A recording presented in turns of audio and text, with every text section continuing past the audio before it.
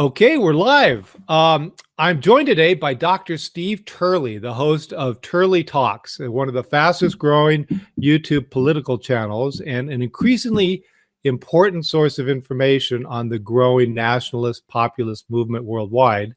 And I have to say personally that I have been following Dr. Turley for a long time. Turley Talks has become one of my absolute favorite channels.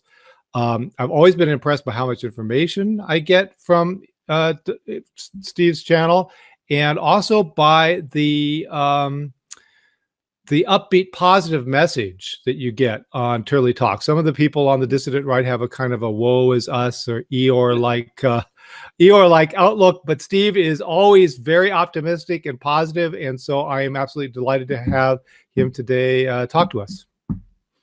Thanks, Welcome. Robert. It's great to be here. Thank you. It's great to be here. I promise I won't be Eeyore for you. Thank you very much. Anyway, well, the reason I wanted to interview today is that I don't know your backstory at all. And so I'm really curious about your own political journey and how and why you got involved in YouTube punditry. And then I wanted to kind of probe your political beliefs for us normies or former normies. And, who are still struggling to figure out this new political landscape. So why don't we begin with just, kind of how you got involved with the nationalist populist movement and kind of where you were originally and how you changed, or if you did change or whatever. Oh, it's a great question. I'll try to truncate what can often be a long and boring story for you. But basically, when I was in music conservatory in Baltimore back in the 1990s, I really did have a spiritual conversion, a born again experience, and it was largely through the Christian Coalition and through the religious right political involvement. And I, from the very beginning, therefore, of my Christian life, I have always understood Christianity in very social terms and political terms and cultural terms. Mm-hmm. And that's ebbed and flowed over the years, but that's kind of, I think, where it began. I think I was always fascinated by politics in general as just a kid. But then when I came to faith, I began to see politics from a much more of I think a larger historical horizon, going all the way back, the Byzantine period and medieval periods and the like, and also saw it from a very vibrant moral foundation, which was in stark contrast to what I was holding to beforehand. I was very liberal back in those days, hardcore lib. But hardcore lib. What was your parents' political background? Were you Democrats, Republicans? What? Yeah, so I was raised in a beautiful, lovely little town in Connecticut. But Connecticut is part of the Northeast. That's the bluest of the blue in the like the Pacific Northwest. And so I've always had much more democratic, liberal leanings in my background. But smacked with punctures of conservative grace throughout. Particularly my grandfather and my father's side, he was a profoundly gifted musician. He was a scientist by profession, but he's a profoundly gifted classical musician. Loved art, Rembrandt and the like. And so I grew up with a very classical conception of life, both musically, artistically, aesthetically, that was profoundly rooted in Christian faith. And so no matter how liberal I got, there was always this sort of invasive kind of traditional moral conception of life that kept stalking me. And I never quite got rid of it until I surrendered to it. And then it became my life from that frame forward. And so then when I ended up getting into doctoral studies, back in the 2000s, 2007, I believe, 2006, 2007, I was doing doctoral studies through Durham University in England, and I came across a field of study known as post-secular studies. And that was fascinating to me because I thought we were just living in just a permanently secular state of things. And I found a whole field of scholarship that was dedicated to trying to figure out why religion was making such a massive comeback. And so I got very fascinated with that field of study, and then came across another field of study known as globalization studies, Anthony Giddens and the like, and then started reading his detractors, people like Hutchinson or Stepan Mostrovich, who were arguing that no, the world was not going more globalist, it was going more nationalist and populist. And that's where I started coming across this notion of re-traditionalization and the idea that cultures were re-embracing their customs and their traditions and their religions as mechanisms of resistance against globalization. And then I went back to the post-secular studies because now I know why we're getting more religious. What was your what was the your PhD in? What field? It was an anthropological reading of the New Testament. So I got into studying baptism and the Lord's Supper in the letters of Paul through the lens. It's theology. Exactly, yeah, through the lens of cultural anthropology. So it was this very interesting sort of interface between New Testament, early Christianity on the one hand, and then just this dynamic analysis of anthropology, sociology, cultural studies on the other. And then when they started knocking sparks off of each other there, I started finding that there was knocking sparks all over the place, including current political trends as well. Oh, that's absolutely fascinating. So in terms of your in terms of your background as a Yankee conservative, sort of, or not a Yankee conservative, but as a liberal in a blue state, but still having very traditionalist values because of that kind of New England. I don't know how to describe it. I've always kind of felt it, but I've never known how to describe it. But kind of a natural conservatism in New England. Was there ever any time when you felt that your political beliefs were at odds with this kind of your basic family outlook? Or in other words, was there ever any tension there between that? Did you adopt a kind of a liberal outlook in college that was in conflict with what your parents thought and things like that? No, I think in many respects, the liberalism I embraced in college was an extension of where my parents were coming from. My father passed away when I was young, when I was 11. So I didn't really get to know him from a political vantage point. My mom has always been pretty liberal in that sense. So she's not a radical or anything like that, but she's very comfortable center left. There's no question there. My mom is a brilliant woman. She was one of the few women to ever get an MIT back in the day. I mean, this is back in what, in the in the late 50s, early 60s. She's a brilliant woman and really a hero of mine. But we're on very different islands politically speaking now, because I think she's seeing one side of the dialectic, which is the globalist liberal side. I'm seeing the other side of a dialectic, which is the nationalist populist blowback. I've camped in that blowback, being the fact that it embraces tradition, whereas her view really sees religion and tradition as irrelevant and not necessary. And so in many respects, when I embraced liberalism in college in a music conservatory among the arts and croissant crowd, as it were, I was really embracing kind of the extension of not only my mom, but indeed the public school that I was going to, many of the teachers there. The first time I ever heard a lecture on why homosexuality was good and beautiful was from a teacher in high school, and then of course I went to a music conservatory, and I ran into a lot of that kind of lifestyle. It's disproportionately represented in the arts, and I just embraced the normalcy of it. And I found anybody who would argue for a traditionalist conception of life just needed to to get their head examined and recognize that the world is evolving, and that a liberal conception of life governed by scientific rationalism on one hand and globalist technology and telecommunication on the other was inevitable. And that's where we're going. And you just might as well make your peace with it, or else forever be on the periphery of society. Well, I think there's interesting points of contact, though, because my parents too were Democrats. It was kind of tribal. We were Irish Catholics, but they were basically suspicious of corporations. And my father was an attorney or a judge, or still is, I guess. And but I find that, you know, people on the so-called dissident right are starting to listen to some of that, in the sense that they're starting to realize that some of these international corporations might not be their friends.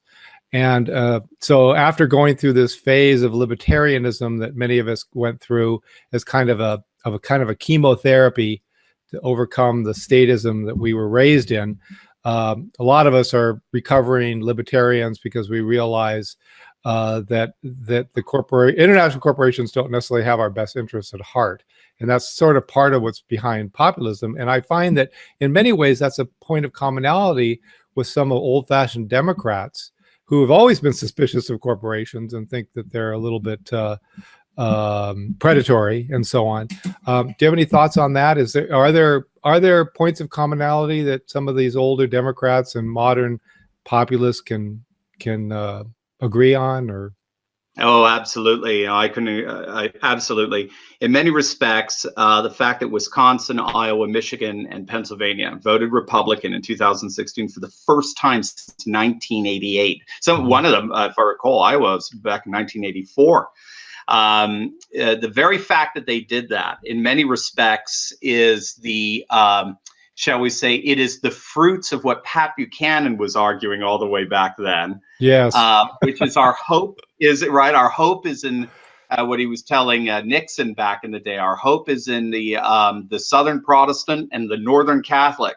And being a good Irish Catholic man himself, he recognized that it was the blue-collar worker that was going to be the foundation for a new populist, realigned Republican Party. Away from sort of the Rockefeller elite, and instead re-embracing, as it were, the common man, the heartland American. This is what is driving the nationalist parties all over the world right now, particularly in Europe. So you look at the AfD, the Alternative for Germany, Alternative for Deutschland. AfD is now, it's polling anywhere from 13% to 21, 22%, depending if you're in Western or Eastern Germany. And who are they drawing from? They are drawing from the industrial manufacturing base of Germany that's been disaffected by globalization. Corporations don't give a rip about any kind of nationalist loyalty. They don't care about land. They don't care about soil or sacrament. They will sell out communities in a heartbeat if they can get their their factories at a third of the price, or what have you, or their workers at a third of the price. There's a reason why globalization is evidenced what's called a global division of labor, where manufacturing and industry have coalesced around the global south, and finance has coalesced around the urban centers of the global north. And of course, the heartland, the Pennsatuckies, have been left completely abandoned. The Rust Belt is a symbol of what has happened via the changes in globalization. And we have to say, largely at the behest of Republican policies. Yeah, absolutely. Now it's corporatist Democrats who are all for that. And it is Trumpism that's reclaimed the heartland for the Republican Party. So this really, in many respects, is Pat Buchanan's dream come true. He believed that the Reagan Democrats were the future of the Republican Party, and we're seeing a return of them now with Trump. Yeah, it's difficult to untangle all that, because it's hard to get a straight story when you finally realize that you've only heard one side of the debate your entire life, whether it's liberalism or free trade, and from both political parties. And Pat Buchanan was one of the few voices on the dissident right that said, protectionism is actually a good thing. And that was the first and only person I think I ever heard. And I was so fascinated by this radically contrarian idea. I tried to find other people that criticized free trade, and it was very difficult to find Right. any writing on why protectionism and tariffs might actually be a positive thing. It just amazed me, and I started to realize I have really only heard one side of the debate. And is that because the Republican Party and the Democratic Party has embraced this sort of neoliberal globalist outlook after World War II? Yeah, And I think that's exactly it. I think you've got it in the sense what the whole free trade globalistic structure is all about, when all is said and done, is it's a pulling apart of social order from culture. That's kind of the key to understand, I think, what's characterized Western social order from World War II onward, is the pulling apart, the separation of social order, political, economic, demographic, social on the one hand, and culture on the other. And what globalists basically say is that there's a one-size-fits-all, technological, telecommunicative, political, economic system that can then be superimposed on all cultures. yes, And then the culture has to learn to adopt to liberal democracy and free markets and lifestyle values and the like. Hello, Iraq. Hello, Afghanistan, right? Hello. yes, Now, some cultures have been able to do that in some interesting ways. Japan, for example. But Japan turned around and re-encultured democracy and free markets and lifestyle values and the like. So that if you go to Japan now, they have a thoroughly Japanese version of globalization that is thoroughly protectionist, very protectionist. My wife is from Japan. I've been to Japan several times. Very protectionist in its domestic policies, but it pushes for and lobbies for free trade in its international policies. Same thing we're seeing with China. It's adopting its own form of globalization, but in a radical Chinese kind of way. India's doing the same. Russia's doing the same. So they're turning globalization into a servant of their cultural proclivities. We've been trying to argue since World War II, it should be the opposite. Globalization should redefine cultural proclivities in terms of the economic and political normalcies that the social order brings. And what more and more people are recognizing is this fundamental beginning point where we're going to separate social order from culture. More and more people are recognizing that's a very bizarre culture that does that. In other words, it's simply another form of cultural imperialism being yes. imposed upon everybody else that requires you to supposedly separate social order from culture. And everyone's recognizing, but that's itself a cultural bias. That's itself a value system, and so on. So, And people yes, resent it. They don't really want to give up their cultures, and particularly. that's the blowback. You got it. And that's the blowback. That's the backlash. That's why the right is so popular right now. Yes. Now, I want to ask you about this, how this arose, because I just stumbled upon this book called The Globalists, and it's by I think some professor in Harvard or someplace. And I read this review in a liberal publication like The Guardian or something. And I was fascinated by it because it basically said that, as many people have been saying for years, this was all very deliberate, that after World War II, there were groups of people that got together and decided that to prevent war, peace and prosperity, as they say, they were going to impose this neoliberal ideology and regime on the world.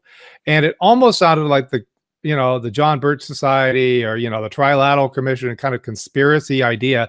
But this was a liberal professor writing about the globalists and how this vision with Hayek and all these people that you wouldn't normally think in those terms actually did consciously try to create the institutions that would bring this globalist vision and it was never voted on. Nobody asked for this. Nobody asked for multiculturalism. Nobody asked for mass immigration. It was just decided and kind of imposed on the nations of the West with very little democratic input. Do you have any sense of that? If that's too conspiratorial, or have you seen that yourself? Yeah, it's a good question. I don't have too much. Yeah, I tend to see globalization as operating by very logical frames of reference from a devastating World War context, as well as Cold War context. So globalization was also seen as the primary way we could defeat communism. because globalization through its economic processes has something called disembedding. And disembedding basically dislodges the economy from localized control and then relocates it to much more translocal control. The internet would be a perfect example, telecommunications, email, and the like. You can't control globalized dynamics at a local level anymore. And the theory was then that would open up communist societies, which in many ways it did. It certainly did. So I just saw globalization as a very logical movement, and then it entails centralization. So because it involves standardization. So think about air travel. You know, every pilot sounds the same. Yes. Right? You could literally think, you know, you could replace every pilot's voice. They have Chuck Yeager's accent, they say. Yeah, exactly. His Just Kentucky drawl. Nice and comfortable and relaxed. Even I was on a plane with a female pilot, and even she had the same inflections, the same like, you know, kind of a kind of a good morning voice, you know, kind of thing. That's standardization. It's a one size fits all, a kind of political, economic, and increasingly cultural protocol for all people, times, and places. Inevitably, that's going to be decided upon, voted on, as it were, within a very, very small cluster of what we call expert systems. Inevitably, that's going to happen. You're seeing it in the EU. This is what caused Brexit, because they recognize that the top leaders in the EU, none of them were voted on. They were all decided in backroom deals and the like. And so in the corporatist structure that is globalization will inevitably take over, centralize, and the like, so that literally the world's political, economic, and cultural structures are ultimately decided on by a very, very tiny minority of people that are not elected. That's right, but that's a fundamentally anti-democratic ideology, and the question is, was there an attempt to say that, you know, to make this system work, we have to undermine the sovereignty of individual nations through institutions like the IMF and the EU, and through things like mass immigration. We have to weaken people's loyalty to their states, to Germany and to France and so on, and therefore these policies were adopted as part of that, or did it just kind of evolve kind of organically, and that's the world we live in now, you know, that kind of thing? Yeah, it's a good question. I have to think it through a bit more, but my inclination is it's a combination of the two. There are just natural dynamics operative in a reconstructed world post 1945 that's going to naturally lend themselves to seeing that as normal. And then there are going to be engineers who are going to tap into that and say, well, you know, but we can hasten it and move it in directions that we want. I think it's a combination of the two. Okay, let me go ahead. If I could chime in, Robert, one of the interesting things is you did have something like what Bertrand Russell and other philosophers were arguing for. They wanted to try to construct something like a value-free language, right? It was a logic-based language that had no ambiguities whatsoever. It was popular in the mid 20th century to think that culture and nationhood and so forth brought all this baggage into purely rational scientific discourse. And if there was a way we can actually abstract the way we communicated with one another in such a way that it was almost completely untainted by religious, cultural, and national sentiments and proclivities. And that was the spirit of the age. We really thought we could do that scientific rationalism really could superimpose itself on all cultures, customs, traditions, religions, and even languages. And I think our elite really have bought into that. And they're getting a very rude awakening that nobody wants anything to do with that. That's fascinating. Well, let me shift gears for a second and talk about the real core sore points of this whole nationalist question, which is immigration. And obviously, in Europe, people can understand that inviting 1 million Muslim young men into Germany without asking anybody's permission might cause some social disharmony. And so there's been this blowback against that. And people can understand why the Finns might think Finland is for the Finns and France is for the French.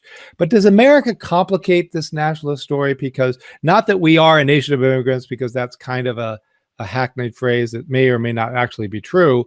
But we are a nation that has many people from many parts of the world. And so to say America is for the Americans isn't really an ethnic question. We have all people from Japan. We have people from, Iran. We have people from all countries. So does America and the America's unique history complicate the nationalist narrative about the importance of culture and national identity and people's sense of themselves as a people? What do you think about that? No, it's a great question. I think, again, it brings back our good old buddy Pat Buchanan here, who's been one of the finest, I think, most astute theorists on the nature of nationalism from a thoroughly American perspective.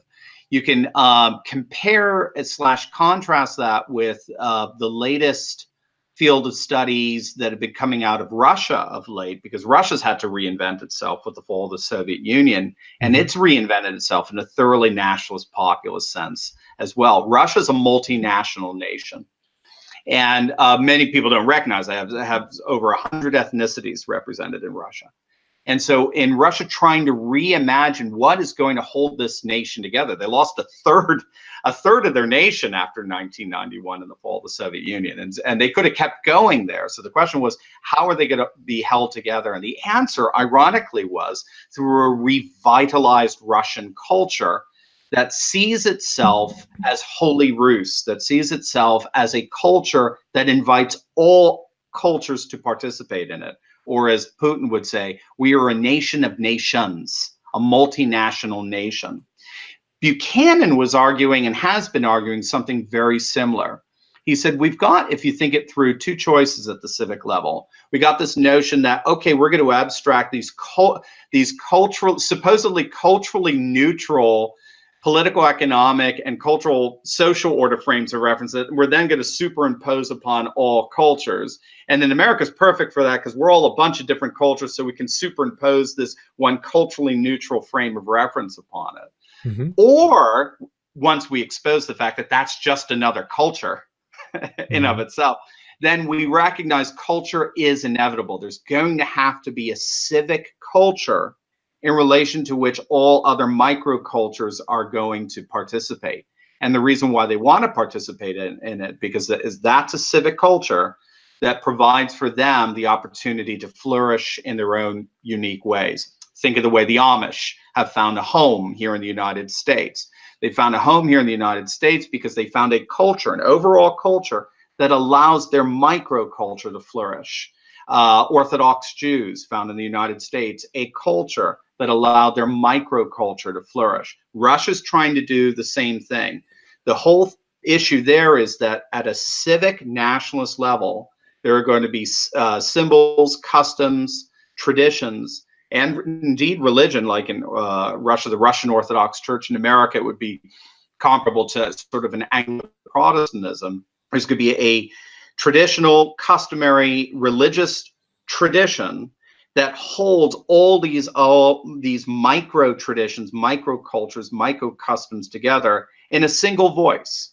So what we have to do is we have to think through, what is that culture of America, that singular American culture that holds us all together? Well, obviously it's our flag, it's our national anthem, it's our national symbols, it's our God discourse, God bless America and the like. That is understood, let's be blunt, not from an animistic perspective, but a thoroughly theistic perspective, not even deistic. I think that's even cheating.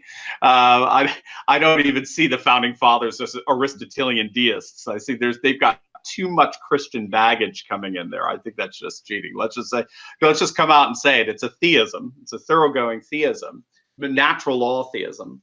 That maybe not 100% Orthodox, but certainly, right, yeah. exactly. Not 100% Orthodox, but the old saying is ideology is clean, history's bloody. Sure, it's gonna be a bloody Orthodox. Let's put it that way.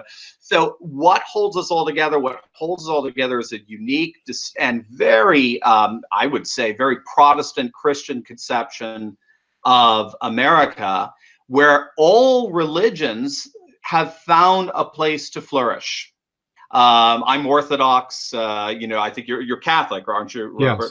Yes. Yes. Yeah. So we found we're not necessarily Anglo Protestants here or anything like that, but yet we find that there's so much common ground between conservative Catholicism, conservative Orthodox, and conservative Protestantism. In our conservatism, there's so much common ground that we're able to have a very fruitful nation, a very fruitful social order within a distinctively Anglo-Protestant culture. So you're making a very eloquent and impressive case for civic nationalism, or just good old-fashioned American patriotism that existed for at least a century or more. Right. So what has happened recently, though, is that it appears that common culture has broken down, and now people worry that we have bifurcated into separate antagonistic tribal cultures that really don't share that common vision. And how is that part of what's behind the absolute rage of the left at the election of Trump, that Trump is somehow brought to the fore the fact that we don't share a common culture anymore, at least with a large segment of the population that utterly rejects Judeo-Christian values and utterly rejects the kind of common patriotic inheritance that we've the Boy Scout conservatism of the 50s or whatever, and that's why we're at the state we're at right now. Yeah, you got it. So really we have, and I think again, that's why I find Russia a very interesting counterexample. I think we have two choices where we are right now. With globalization collapsing, whether we like it or not, because modernity has collapsed. Globalization's rooted in modernity. Modernity said there was a one-size-fits-all scientific rationalism that defined politics, economics, and culture for all people's times and places. It's that one-size-fits-all social order that gets put on all cultural systems. That's collapsed. Post-modernity killed it in many respects. So now we value pluralism, but now what are you going to do, right? So if you don't have a very strong civic nationalist vision, then it breaks up into another vision of the right, and that's the ethno-nationalist vision. We're going to the right whether we like it or not. We're going to the right either in civic nationalism, renewed civic nationalism, or we're going to the right in a breaking up and balkanization of ethno-nationalism. The left and its vision of globalist secular modernity is dead. It's just a matter of time before we move in either direction. Ethno-nationalism would be okay for Europe, but it would be a bad idea for America? Or how do you? Well, now that's interesting, because so ethno-nationalism in Europe is it's a spectrum. It's a real spectrum. So Sweden, for example, is an extremely multicultural society in many respects, yet nevertheless still held together by a thoroughly sort of Swedish culture, right? A distinctively ethno-Swedish culture that nevertheless can be, for lack of a better term, abstracted or stretched out to include other cultures. Whereas in the Balkans, it was Serbia or not, Serbia or death, Croatia or death, Bosnia and Herzegovina or death, they just couldn't live together anymore. There was no longer a Yugoslavian umbrella that was able to hold everyone together. So ethno-nationalism is, there's a spectrum to it. What we're finding here in the States is that it's a sort of a take no prisoners, winner take all kind of approach. I like to tell people, I know it's a bit of a paradigm shift, but I would argue that Black Lives Matter is more alt-right than Richard Spencer. Well, anybody who saw what is it? What was the movie about Wakanda? Black Panther. Oh yeah, sure, People often made that case. You got it. It is more alt-right than Richard Spencer. This whole notion that cultural Marxists, yes, they are, but cultural Marxism isn't going to hold all these different ethno fidelities together. Eventually, they're going to say, wait a minute, I want to rule. I want my own king from my own people kind of thing. That's inevitably going to happen. You're already seeing it in the universities, right, where students are demanding black-only dorms. And we're starting to see segregation getting put back, but in the name of cultural Marxist social justice. That cultural Marxism is as dead as modernity. What's happening is it's the rise of ethno-nationalism. That's the way you have to see. The media won't report it that way, but that's to me, that's what's happening. So our country, I believe, is really at a crossroads. Are we going to be able to hold together our nation through a renewed civic nationalism that I think Trump is just the beginning of? We're going to see other attempts at it in the future. Or are we going to balkanize, and are we going to break up around ethno-nationalisms? To my knowledge, those are the only two choices that we're seeing. We're seeing that in Europe, we're seeing that in Asia, and we're going to be seeing it here in the United States. Well, but in Europe, I mean, you could say that, okay, Hungary for the Hungarians, they're going to keep people from mass immigration, they're going to limit mass immigration. That kind of makes sense in a way. In a non-racist sort of way. They simply can say, France is for the French and Finland is for the Finns, and that intuitively makes sense. In America, on the other hand, the balkanization of America into ethnic groups feels much more racist and impractical. So I don't see how that would work here. So I could see how people on the right could support a kind of ethno-nationalism in Europe, in the sense that, that they're all for the National Front in France, but be opposed to it in the United States and be more for a civic nationalism in the United States, because we really are, for either by design or by chance or for good or for evil, a multicultural country, and we have no choice but to live together. I mean, there's Right. And yeah, keep in mind, when I say we're going to if we don't go with the civic nationalism, we end up balkanizing. No, I see in effect the death of the United States at that point. We're going into a new experiment at that point. It lasted its 230 years and now it's done. Yeah, don't get me wrong. I don't see us still being America with a white state and a black state and a Asian state and Latino. No. That you'll have Mexifornia, it'll fall apart. And that's what, I mean, again, some Russian theorists have been arguing that eventually America is going to break up into 5 different sovereign nations. We'll see. I don't know. We're far off from that, but we are seeing some ripplings there.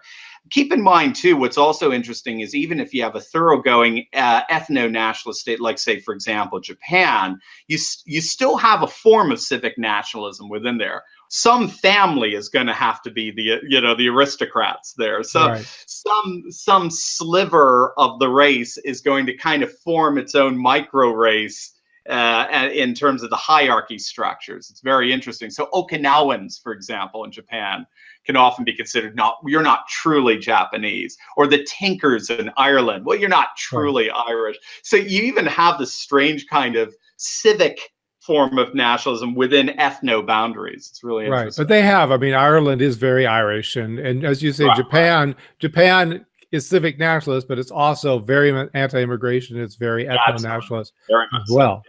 So, okay, we only have a couple minutes left. I want to ask you about the elections and what's coming, and practically, and where does your optimism come from? You have such a cheery disposition.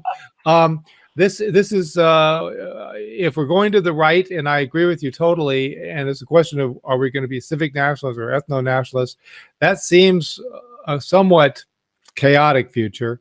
Yet you seem very cheerful. So where does your optimism come from, and where do you see us in the next couple of years after the rest of Trump's first term going into 2020? What are we going to see, do you think? Well, so in that order. So, first and foremost, my optimism is God is in control. I do not see how you can enter into a renewed nationalist populist traditionalist age without affirming a distinctive Christian faith in the Western world. We're not going in as secularists. We're going in as Christians.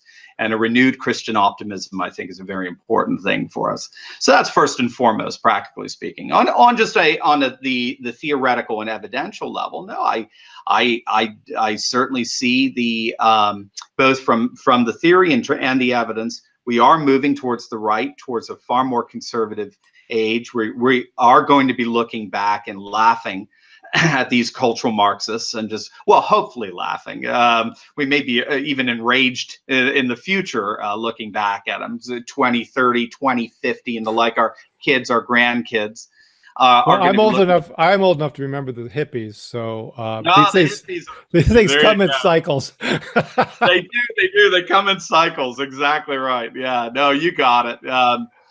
The demographic evidence alone is enough to make you very, very optimistic. Conservative religionists have a 30% fertility advantage over secularists, so much so that demographers such as Eric Kaufman at the University of London are arguing that by 2030, conservative religionists are going to start becoming the majority in the West, starting here in the United States, and then over another couple of generations, even in the Western Europe of all places. Western Europe will no longer be secular Europe. And this is largely because we also have data that finds that the more conservative, say, the more conservative Christian the family, the more the children tend to retain their faith when they become adults as well, upwards of about 80%. As a matter of fact, the worst retention rates are atheists. Yeah.